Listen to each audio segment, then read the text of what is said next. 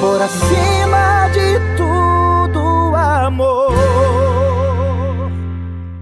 Bom, a gente fala muito, mas era importante, Frei, nesse segundo bloco, a gente lembrar da influência de São Francisco de Assis nessa missão da sua obra, que eu me lembro que o senhor tinha essa missão quando criança.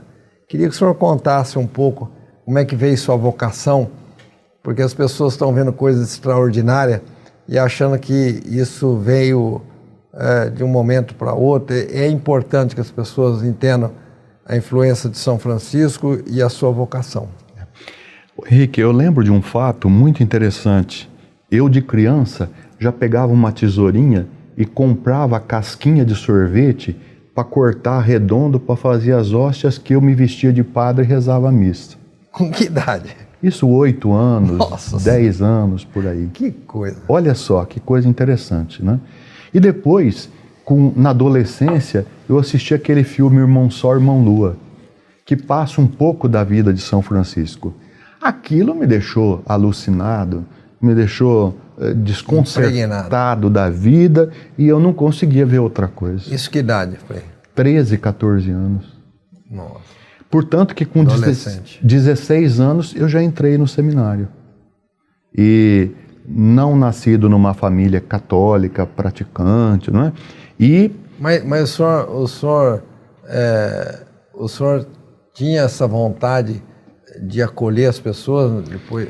Quando eu vi São Francisco cuidando dos leprosos da sua época, eu fiquei doido. Falei, eu quero fazer medicina, eu quero ser padre, quero ser frei igual São Francisco para ir trabalhar e cuidar dos leprosos. Que na verdade hoje, traduzindo para os nossos dias, é toda a exclusão dos nossos dias. Tudo aquilo que é exclusão faz parte da lepra do nosso século.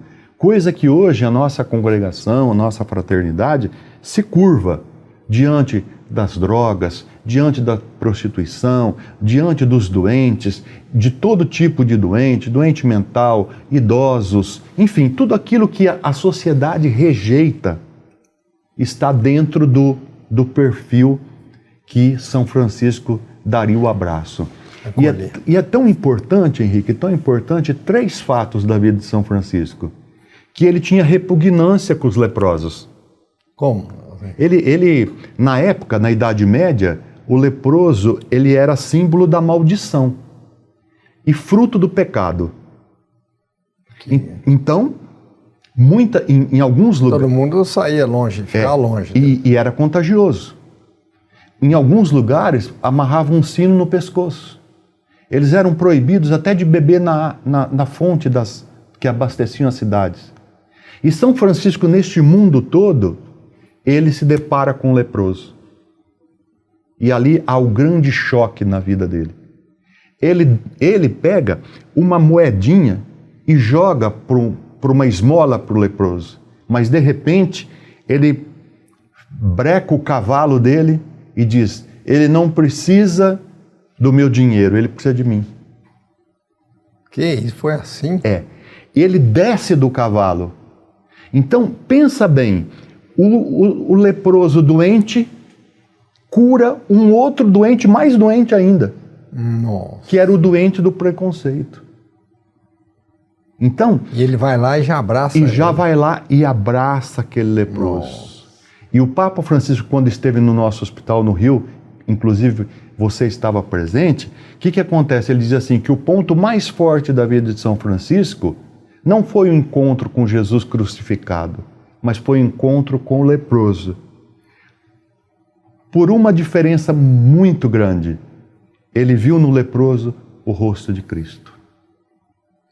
E a partir daí, então, ele muda a vida dele radicalmente e passa a cuidar dos leprosos. Então é uma coisa assim que me chamou muito a atenção, me chama a atenção. E chama a atenção de muitas pessoas que fazem esta opção hoje. Por todos aqueles que moram nas ruas, por todos aqueles que estão nos cárceres, enfim. Né? Quantos hoje frades o senhor tem na família? Somos em 113.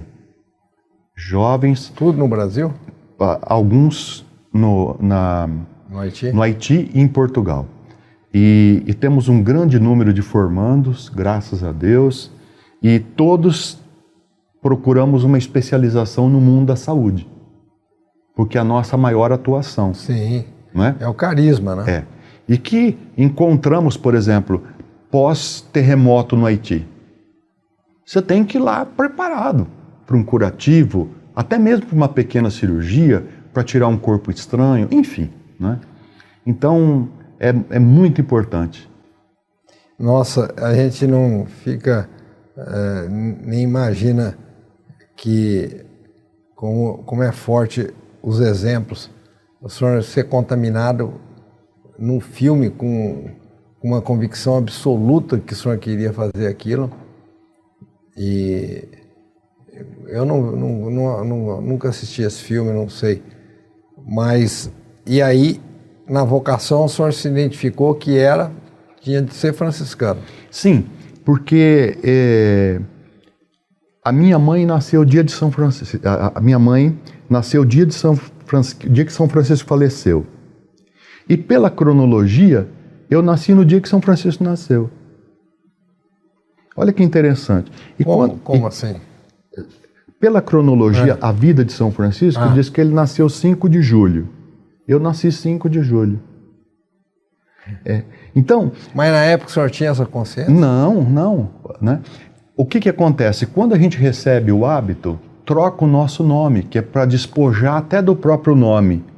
Como trocou de Simão para Pedro e assim por diante. O Papa Francisco e tal. Eu recebo o nome de Francisco. Então isso são tijolos que vão sendo colocados na construção da vida interior. Né? Mas eu acho que o mais interessante de tudo é essa perspectiva que também hoje São Francisco continua contagiando a juventude. O senhor sente isso pelas vocações? Muito. Não só nossas, não.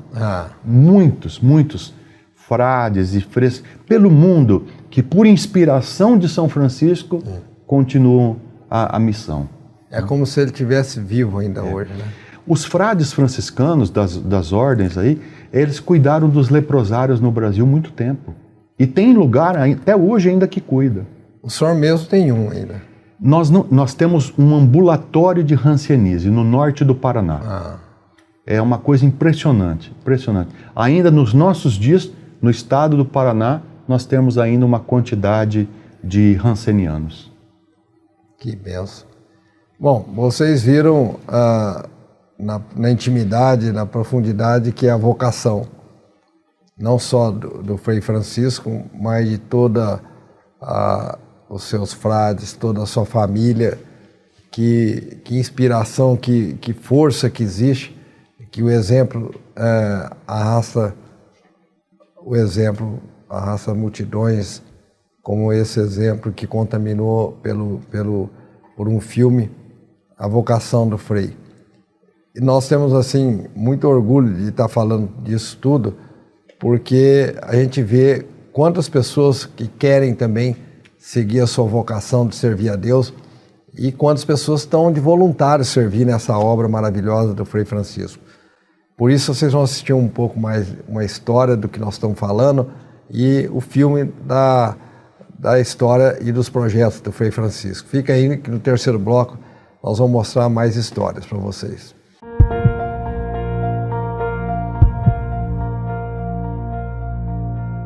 Não estava tendo atendimento e não tinha nem previsão para quando é que ia ter lá, entendeu?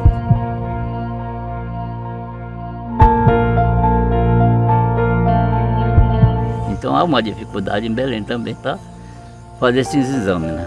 Tem que marcar, tem que esperar mês para poder fazer os exames. Tudo isso a dificuldade é essa mesmo.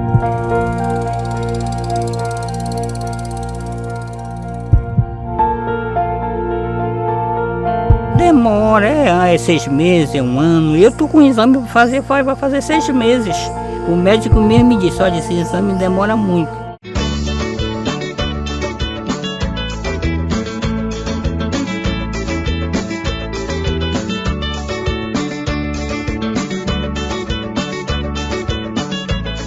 barco hospital vai atender mais de 700 comunidades ribeirinhas aqui da região amazônica. Ele foi projetado com consultórios médicos, odontológicos, centro cirúrgico e até laboratório para diagnóstico precoce do câncer.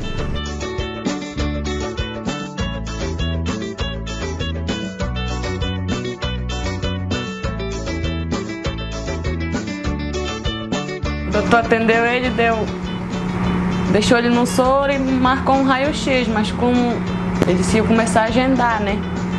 Aí eu fui lá ontem, lá disseram que não, eu vim aqui no barco, ele bateu um raio-x e uma ultrassom. E com base nessa ideia de transformar, fazer essa transformação, pegar essa situação tão triste para a nossa sociedade e transformá-la em um retorno para a sociedade, em benefício para toda a sociedade, principalmente as comunidades mais carentes, que nós estamos fazendo essas reversões. Eu costumo dizer que nós não podemos voltar no passado e reconstruir aquilo que foi destruído, mas nós podemos olhar para o futuro e salvar a vida das pessoas. Por um hospital, essa ação teria sido encerrada, mas Deus quis que fossem 8 e o barco Papa Francisco entre eles.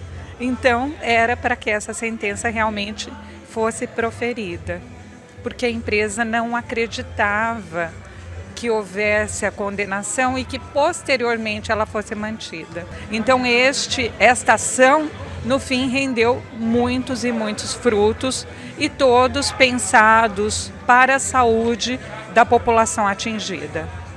Un saludo a todos aquellos que trabajan en el barco hospital, que va a hacer tanto bien en esos 1000 kilómetros de recorrido a tantos pueblos. Rezo por ustedes y ustedes recen por mí.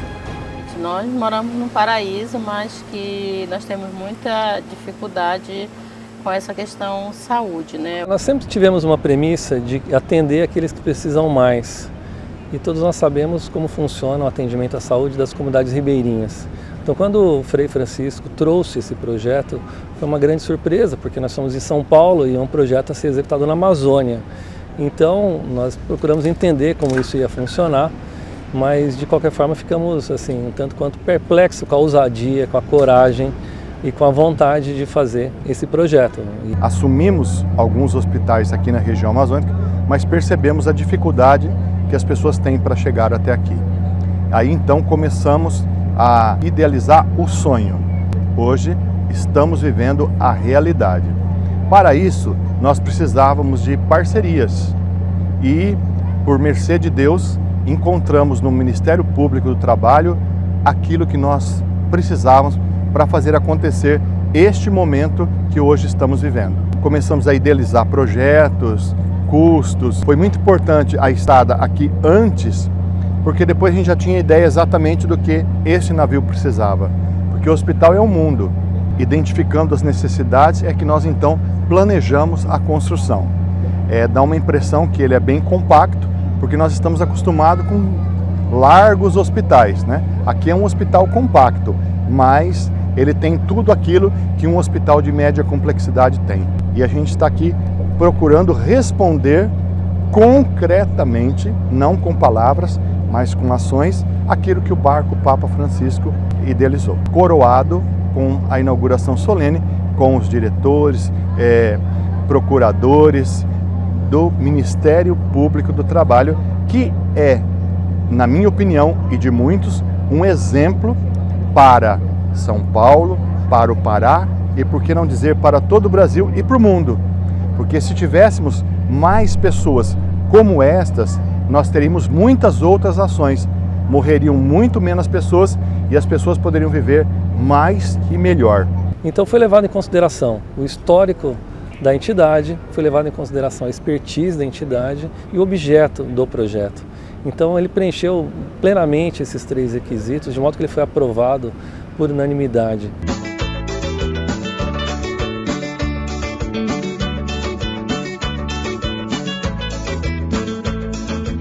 A ação ela visa a recomposição da sociedade, a indenização dos males que é causado à sociedade, né, com esse acidente, mas também as indenizações individuais.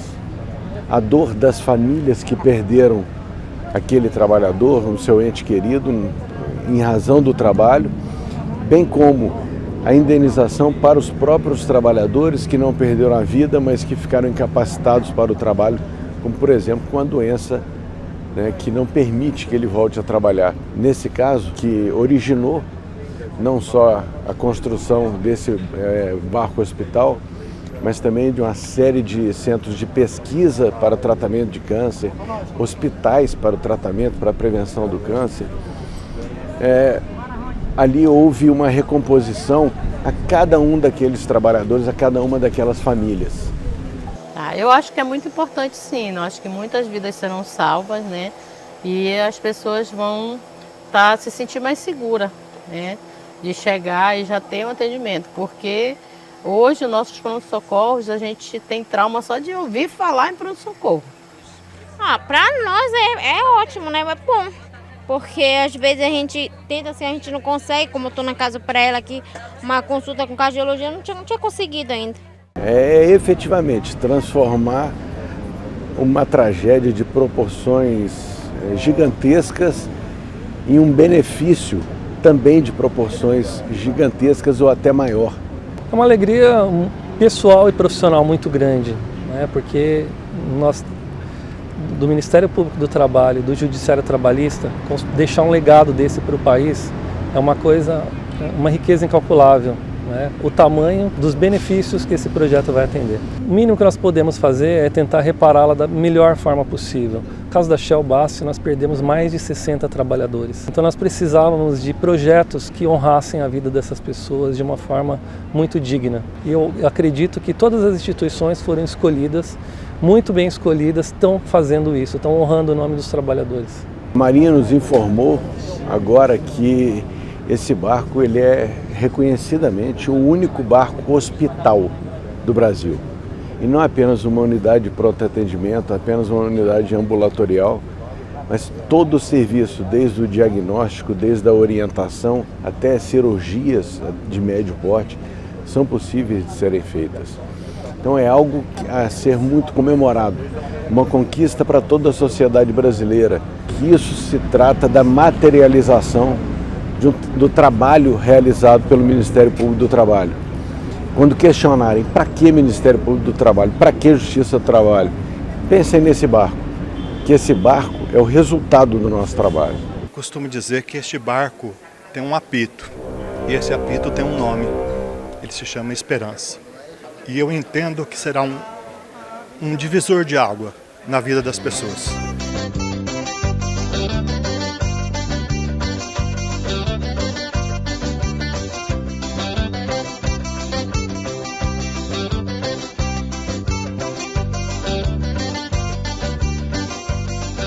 Por acima de tudo, amor.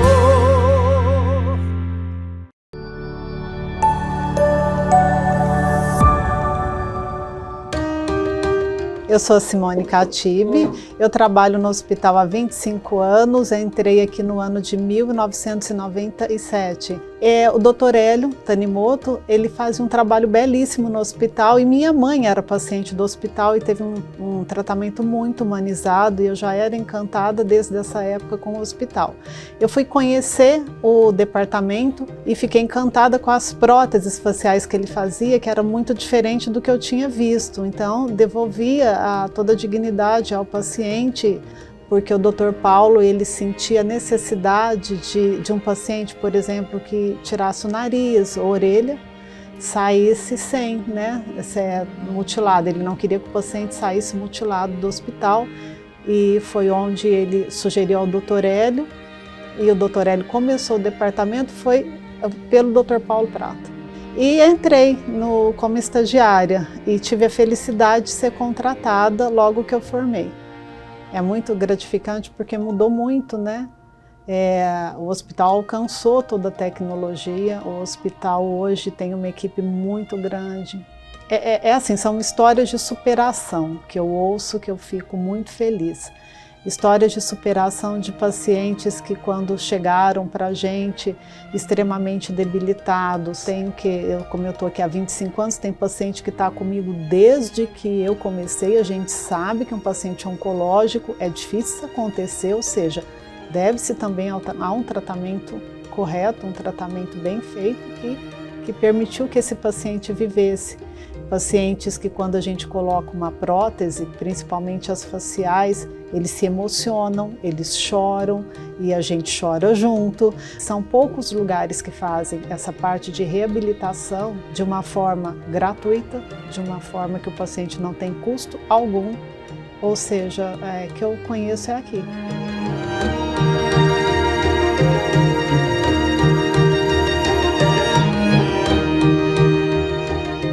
Parabéns, Hospital de Amor, pelos seus 60 anos.